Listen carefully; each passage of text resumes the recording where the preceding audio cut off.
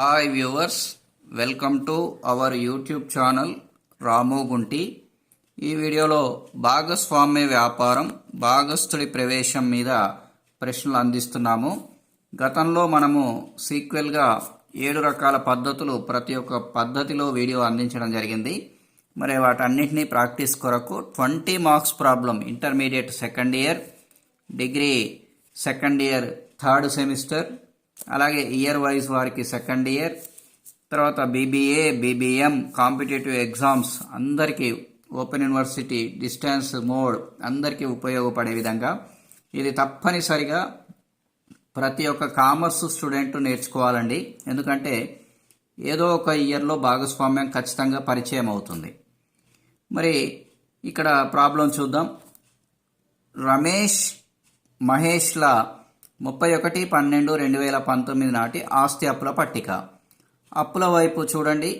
మూలధనాలు రమేష్ 3 లక్షలు, మహేష్ 2 లక్షలు, రుణదాతలు 2 లక్షలు, బ్యాంకు ఓవర్ డ్రాఫ్ట్ 1,00,000 రూపాయలు, సాధారణ రిజర్వు 1,00,000 రూపాయలు, కార్మికుల నష్టపరిహార నిధి 1,00,000 రూపాయలు, మొత్తం 10 లక్షలు.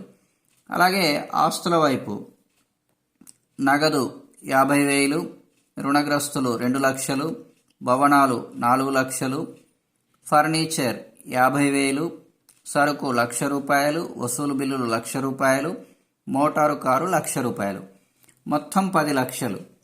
సో ఇలాంటప్పుడు మరి 31/12/2019 సురేష్ 1/4 వంతు భాగానికి నూతన భాగస్థుడిగా ప్రవేశిస్తే క్రింది సర్దుబాట్లు పరిగణిస్తూ చిట్టాపద్దులు రాసి ఖాతాలు తయారు చేసి నూతన ఆస్తి అప్పుల పట్టిక చూపండి అంటున్నారు. మరి సర్దుబాట్లు: 1. సురేష్ తీసుకురావాల్సిన మూలధనం 50,000. 2. సురేష్ నగదు రూపంలో తెచ్చిన గుడ్విల్ 50,000. 3. భవనాల విలువ 20% పెంచండి. 4. ఫర్నిచర్ 5% తగ్గుదల. 5. రుణగ్రస్తులపై ఏర్పాటు 5%. సో ఇది ప్రశ్న అండి. మరి మీరు గమనిస్తే ఇక్కడ పాత భాగస్థుల యొక్క నిష్పత్తి ఇవ్వలేదు కాబట్టి వీరిని సమభాగస్థులుగా పరిగణలోకి తీసుకోవాలండి. మరి ఇప్పుడు మనం చిట్టాపద్దులు అడిగారు కదండి, మొత్తం starting to top to bottom ఈ ప్రాబ్లం అందిస్తున్నాము. ఇది గనక నేర్చుకుంటే మీరు 20 మార్క్స్ ఈజీగా వచ్చేస్తాయండి. ఓకేనా? Right, let's start now. చిట్టాపద్దులు.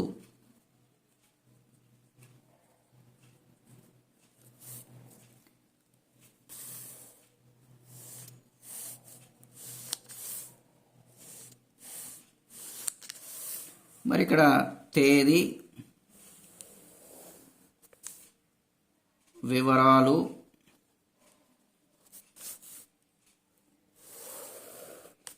JF journal folio, debit rupees, credit rupees. మరి మొదటగా సురేష్ ఏం చేశారండి? మూలధనం మరియు గుడ్విల్ నగదు రూపంలో తెచ్చారు 50,000. మరి అలాంటప్పుడు చిట్టాపద్దు ఏమని రాయాలి? నగదు ఖాతా డెటార్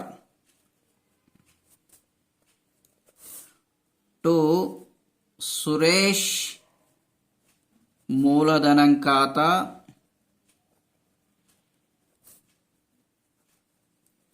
టు గుడ్విల్ ఖాతా.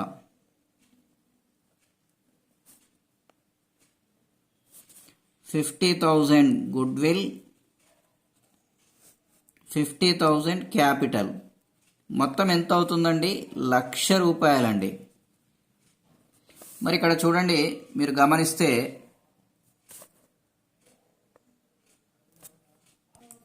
1 సురేష్ తీసుకురావాల్సిన మూలధనం, 2 నగదు రూపంలో తెచ్చిన గుడ్విల్. ఈ రెండింటిలో నగదు వస్తుంది, నగదు డెబిట్ అవుతుంది. అందుకే కలిపి మనం రాయడం జరుగుతుంది. ఏమీ టెన్షన్ ఉండదండి, ఇది చాలా ఈజీ అయినటువంటిది. ఓకేనా? మరి ఈ ఫస్ట్ ఎంట్రీలో సురేష్ మూలధనం మరియు గుడ్విల్ తెచ్చినందున, సురేష్ మూలధనం మరియు గుడ్విల్ తెచ్చినందున. మరి ఇక్కడ నగదు రూపంలో గుడ్విల్ వస్తుందండి. నగదు రూపంలో గుడ్విల్ వస్తే వెంటనే పాత భాగస్తులు ఆ గుడ్విల్ని పంచుకుంటారండి. గతంలో మీకు నేర్పించడం జరిగింది, అందుకే కంటిన్యూషన్ వీడియో అని చెప్పడం జరిగింది. మీరు వీటి కంటిన్యూషన్ వీడియోలు, ప్రీవియస్ వీడియోలు ఫాలో అవుతే చాలా సులభం. కాబట్టి సో గుడ్విల్ను షేర్ చేయండి పాత భాగస్తులకి.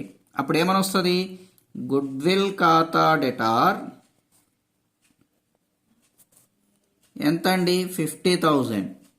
ఎవరెవరు పాత భాగస్తులు? రమేష్, మహేష్. కాబట్టి టు రమేష్ మూలధనం ఖాతా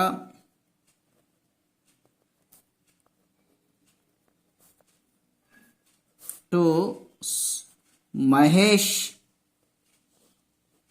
మూలధనం ఖాతా. మరి 50,000ని ఈక్వల్ షేర్ చేసుకోండి, ఎందుకంటే మనకి ఇక్కడ నిష్పత్తులు ఇవ్వలే కదండి. కాబట్టి 25,000 రమేష్, 25,000 మహేష్. కాబట్టి గుడ్విల్ను పాత భాగస్తులు పంచుకున్నందున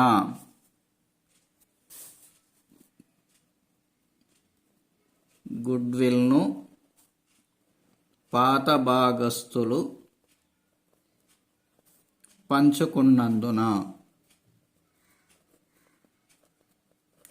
ఇక ఫస్ట్ ఎంట్రీస్ పూర్తి చేసుకోవడం జరిగింది, మిగతా అవి చూద్దాం. భవనాల విలువ 20% పెంచండి అన్నారు. సో భవనాలు ఇక్కడ ఎంత ఇచ్చారండి? చూడండి, 4 lakhs ఇచ్చారు. సో 4 lakhs అంటే 4 lakhs ఇంటూ 20/100 80,000 అండి. కాబట్టి భవనాలు 80,000 పెరుగుతున్నాయి. భవనాలు 80,000 పెరిగితే చిటాపద్ద ఏంటండి? భవనాల ఖాతా డెటార్ టు పునర్మూల్యాంకన ఖాతా. ఈ వీడియోస్ అన్నీ సర్దుబాట్లే, ముందు చెప్పడం జరిగిందండి, ఫాలో అవ్వాలి కంపల్సరీ. ఎంతండి? 80,000. సో భవనాల విలువ పెరిగినందున.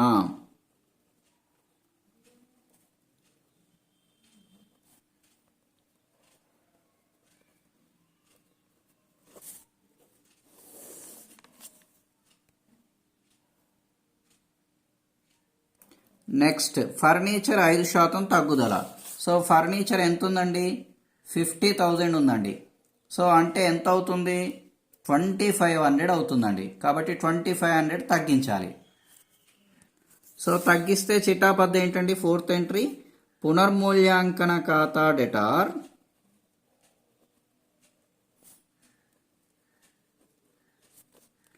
టు ఫర్నిచర్ ఖాతా.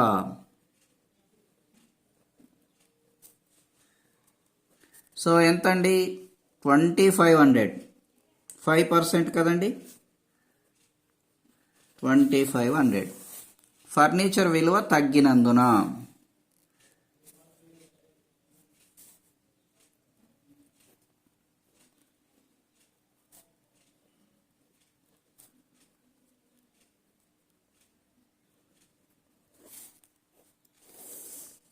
రైట్.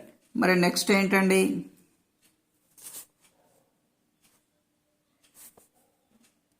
రుణగ్రస్తులపై 5% ఏర్పాటు.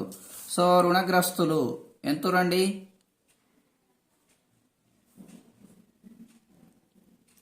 2 lakhs ఉన్నారండి. మరి రుణగ్రస్తులు 2 lakhs. 2 lakhsకి ఎంత శాతం? 5%. సో 2×5 10 అంటే 10,000 రూపాయలు.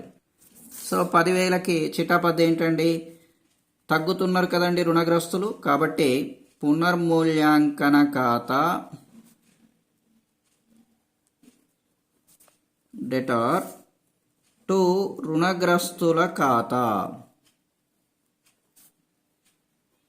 10,000.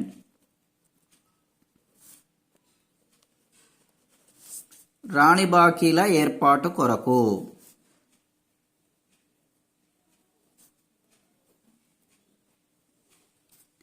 రైట్. ఇక మనకు అక్కడ చెప్పిన ఎంట్రీస్ అయిపోతే ఇంకొక ఎంట్రీ వస్తుందండి. ఏంటంటే లాభం కానీ నష్టం కానీ. కాబట్టి అందుకొరకు మనం ఏ ఖాతా తయారు చేయాలి? పునర్మూల్యాంకన ఖాతా తయారు చేయాలండి. ఓకేనా? రైట్, పునర్మూల్యాంకన ఖాతా.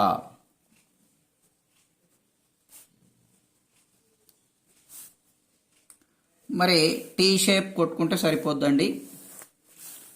Debit part left, right part credit. పేపర్ని ఇలా ఫోల్డ్ చేయండి. సింపుల్గా మీకు 50% పేపర్ వచ్చేస్తుంది. 2 పార్ట్స్ అయిపోతుంది. మరి ఇలా అయిపోయిన తర్వాత పునర్మూల్యాంకన ఖాతా మనకి ఎప్పుడెప్పుడు వచ్చిందో చూడండి. మనకి ఇక్కడ ఎంట్రీస్ ఉన్నాయి. 3rd ఎంట్రీలో వచ్చిందండి క్రెడిట్ సైడ్, భవనాలు పెరిగినందుకు. కాబట్టి బై భవనాల ఖాతా.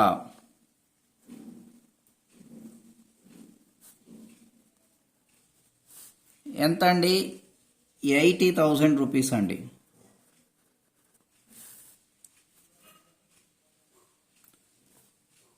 తర్వాత ఎప్పుడు వచ్చిందండి? ఫర్నిచర్కి వచ్చిందండి, తగ్గినందుకు 2500 డెబిట్ అయింది. కాబట్టి డెబిట్ సైడ్ రాయండి. టు ఫర్నిచర్ ఖాతా 2500. నెక్స్ట్ ఎప్పుడు వచ్చిందండి? రుణగ్రస్తులు రాని బాకీల ఏర్పాటు కొరకు 10,000 డెబిట్ అయిందండి. డెబిట్ సైడ్ రాయండి. టు రుణగ్రస్తుల ఖాతా 10,000. రైట్. సో ఇప్పుడు మీరు అబ్జర్వ్ చేస్తే ఎటువైపు ఎక్కువ ఉందండి? క్రెడిట్ సైడ్ ఎక్కువ ఉందండి. క్రెడిట్ సైడ్ 80,000, దాన్ని రెండు వైపులా వేసేయండి. 80,000. సో 80,000లా 12,500 తీసేయండి. అంటే 67,500. 67,500 అంతే కదండి. 67 ప్లస్ 10 77, 77 ప్లస్ 2500 67,500. మరి ఇలాంటప్పుడు కనుక తీసుకున్నట్లయితే ఇది లాభం అండి. లాభం ఎవరెవరికి మళ్ళించాలి? రమేష్కి మరియు మహేష్కి. కాబట్టి టు రమేష్ టు మహేష్ అని రాసి 67,500 ఈక్వల్ చేయండి ఈజీగా. సో 33,750 వస్తుందండి. 33,750 రమేష్, 33,750 మహేష్. మరి ఇది లాభం కదండి. లాభాన్ని మరి పాత భాగస్తులకు మళ్ళించాలి. మరి అప్పుడు చిటాపద్దు ఏమొస్తుందండి? 6th వన్, పునర్మూల్యాంకన ఖాతా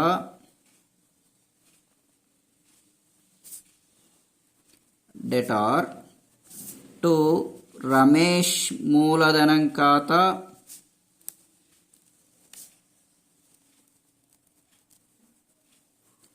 టు మహేష్ మూలధనం ఖాతా.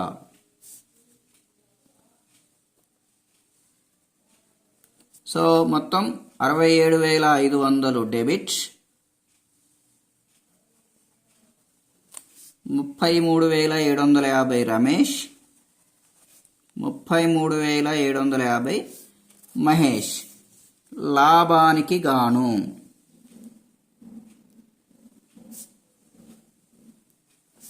రైట్. సో ఇలా మరి చిట్టాపద్దులు పూర్తి చేసుకున్నాం. నెక్స్ట్ నగదు ఖాతా వేయండి.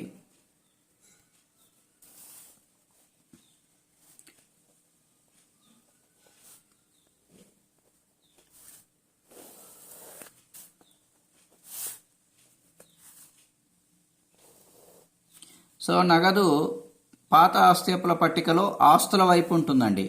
కాబట్టి టు తెచ్చిన నిల్వ అని రాయండి.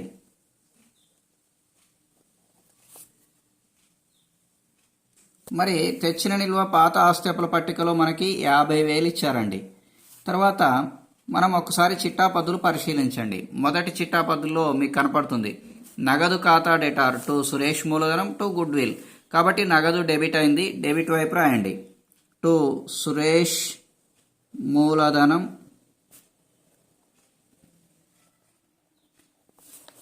50,000 టు గుడ్విల్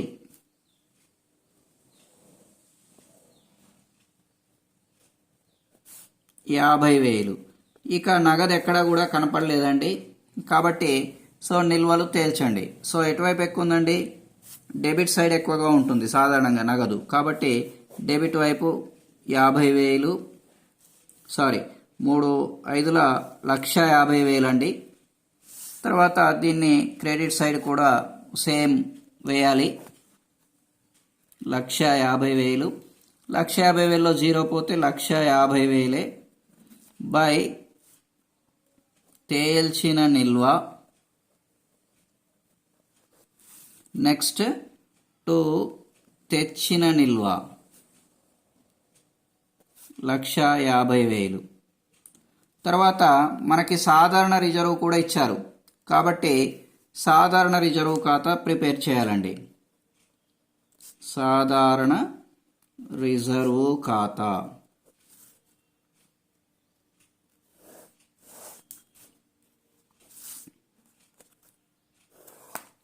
మరి సాధారణ రిజర్వ్ ఆస్తి అప్పుల పట్టికలో అప్పుల వైపు ఉంటుందండి. కాబట్టి బై తెచ్చిన నిల్వ అని రాయండి. సో 1,00,000 రూపాయలు గతంలో ఇచ్చింది కాబట్టి ఇద్దరికి పంచండి. పంచితే సాధారణ రిజర్వ్ ఖాతా డేటా టు రమేష్ మూలధనం ఖాతా టు మహేష్ మూలధనం ఖాతా. కాబట్టి రమేష్ మూలధనం 50,000 ఈక్వల్ పార్ట్స్ కదండి, టు మహేష్ మూలధనం 50,000. కాబట్టి రెండు ఈక్వల్గా కనపడుతున్నాయి చూడండి. ఇక ఇది నూతన ఆస్తి అప్పుల పట్టికలో కనపడదు, క్యాన్సిల్ అవుతుంది, ఎందుకంటే మూలధనాల్లో కలిసిపోయింది కదండి. ఇక నెక్స్ట్ అత్యంత కీలకమైనటువంటిది ముగ్గురి మూలధన ఖాతాలు. ముగ్గురు ఎవరెవరండి? రమేష్,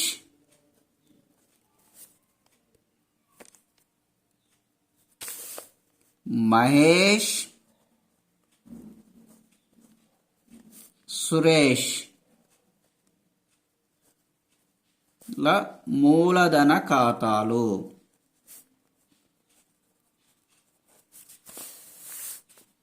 సో ముగ్గురివి ఒకేసారి ప్రిపేర్ చేస్తున్నామండి. కామన్గా అందరూ వేరు వేరు అనుకుంటారు, కానీ ఒకే దాంట్లో ప్రిపేర్ చేస్తే టైం సేవ్ అవుతుంది, తొందరగా చేసేయచ్చు.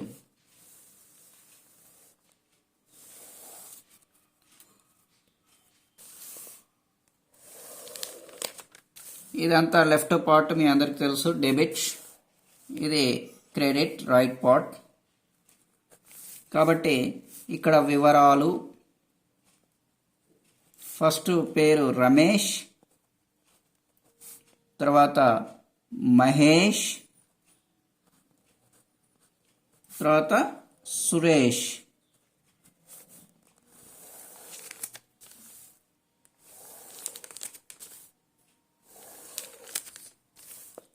తర్వాత అదేవిధంగా డెబిట్ సైడ్ కూడా వివరాలు, రమేష్, మహేష్, సురేష్.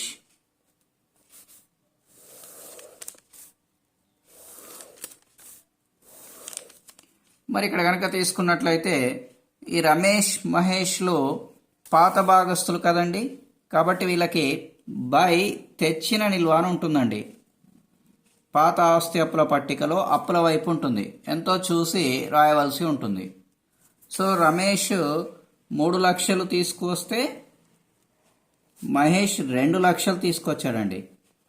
తర్వాత మరి సురేష్ నగదు తెచ్చాడండి, కాబట్టి బై నగదు ఖాతా. సురేష్ ఎంత తెచ్చాడు? 50,000 తెచ్చాడండి. మరి ఇలాంటప్పుడు ఇక్కడ వచ్చిన గుడ్విల్ను రమేష్ మహేష్లు పంచుకున్నారు కదండి, కాబట్టి బై గుడ్విల్ ఖాతా. సురేష్ తెచ్చినటువంటి గుడ్విల్ను ఇద్దరు కూడా పంచుకోవడం జరిగింది, 25,000 చొప్పున. తర్వాత సాధారణ రిజర్వ్ కూడా సురేష్ వస్తున్నప్పుడు పాతది వీళ్ళు పంచుకున్నారండి. కాబట్టి బై సాధారణ రిజర్వ్ ఖాతా ఎంత 50,000. తర్వాత వీళ్ళకి పునర్మూల్యాంకన లాభం వచ్చిందండి. బై పునర్మూల్యాంకన ఖాతా 33,750. మరి ఈ విధంగా వచ్చేసిన తర్వాత ఇక ఇప్పుడు మరి అన్నీ కంప్లీట్ అయినాయి కదండి, టోటల్ చేసేయండి. సో మరి వీళ్ళకి రమేష్, మహేష్, సురేష్ టోటల్ చేస్తే 4,08,750, 3,08,750, 50,000. మరి అదే మొత్తాలను డెబిట్ సైడ్ వేయండి ఈక్వల్గా.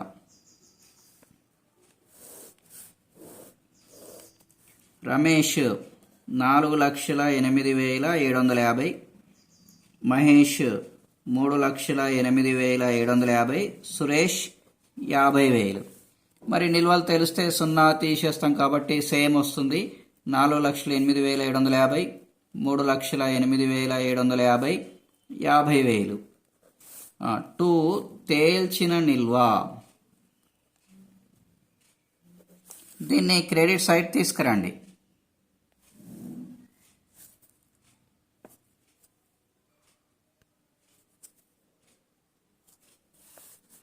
బై తెచ్చిన నిల్వ పైన కనపడుతున్నాయి కదండి, 4,08,750, 3,08,750, 50,000. రైట్. సో ఇక ఫైనల్గా 5 minutes లోపల కంప్లీట్ అయిపోతుంది. ఇక ఆస్తి అప్పుల పట్టిక. రమేష్,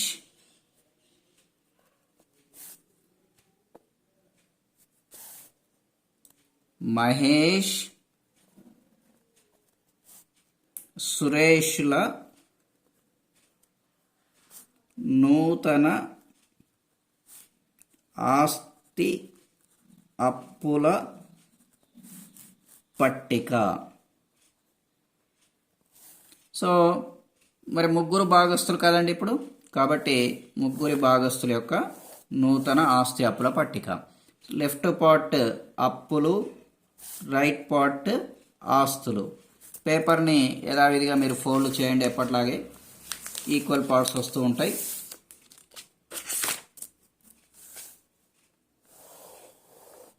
రైట్. పాత ఆస్తి అప్పుల పట్టిక చూసుకుంటూ మనం తయారు చేయాలండి. మరి అప్పుల వైపు ఫస్ట్ మూలధనాలు రాద్దామండి. మూలధనాలు ఎవరెవరు? రమేష్, మహేష్, సురేష్. ఇందాక వచ్చినాయి మనకి 4,08,750, 3,08,750, 50,000. రైట్. సో ఇంకా ఏమున్నాయో చూద్దాం. రుణదాతలు 2 లక్షలు, బ్యాంకు ఓవర్ డ్రాఫ్ట్ ₹1,00,000 ఉందండి. రుణదాతలు 2 లక్షలు, బ్యాంకు ఓవర్ డ్రాఫ్ట్ ₹1,00,000.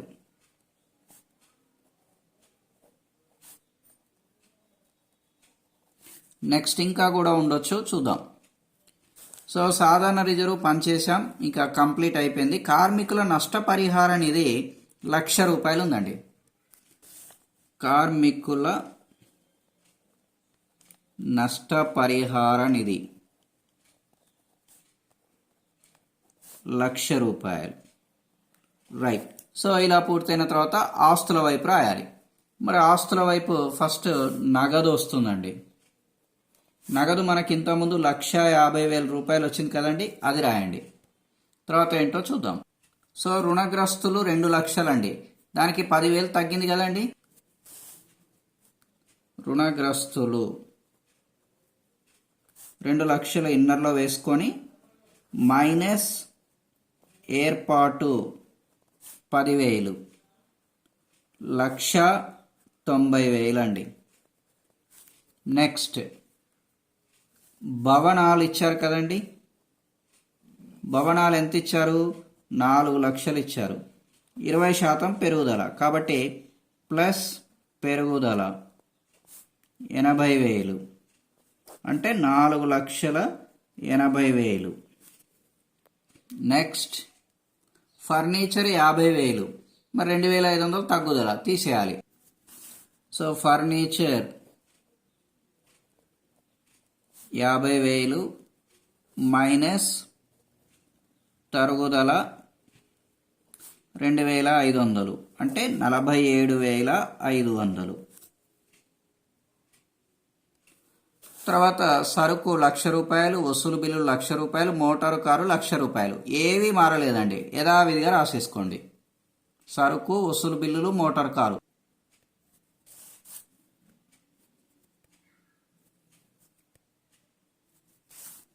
సరుకు ₹1,00,000 మారనివి యథావిధిగా రాసుకోవాలండి.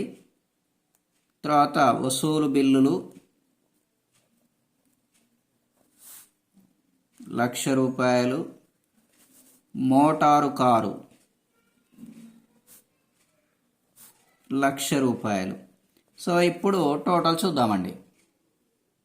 సో రెండు వైపులా బ్యాలెన్స్ కనుక తీస్తే 11,67,500 అండి, రెండు వైపులా కూడా. కాబట్టి సో రెండు వైపులా ఈక్వల్గా వేసేయండి. 11,67,500.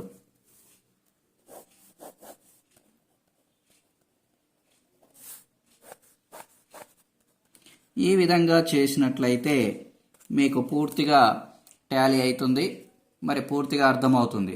కాబట్టి మరి ఈ వీడియో జాగ్రత్తగా పరిశీలించండి, మరలా చూడండి, ఈజీగా అర్థమవుతుంది. రేపు పొద్దున యాన్యువల్లో మీరు ఈజీగా మార్క్స్ పొందవచ్చు.